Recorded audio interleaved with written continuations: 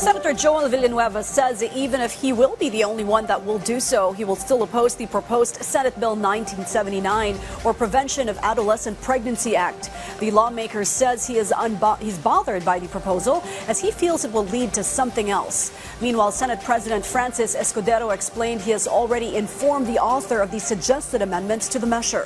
For her part, Senator Risa Ontiveros answered the concerns about the bill, especially about a particular provision.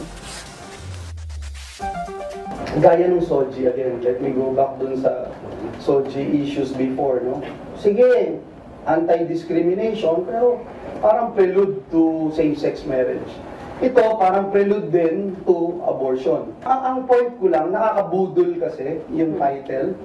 Nakakabudol yung title ng bill, Preventing Teenage Pregnancy. Meron pa bang grupo ng tao dito sa mundo na ayaw itong titulo na ito. Huwag tayo advanced mag-isip.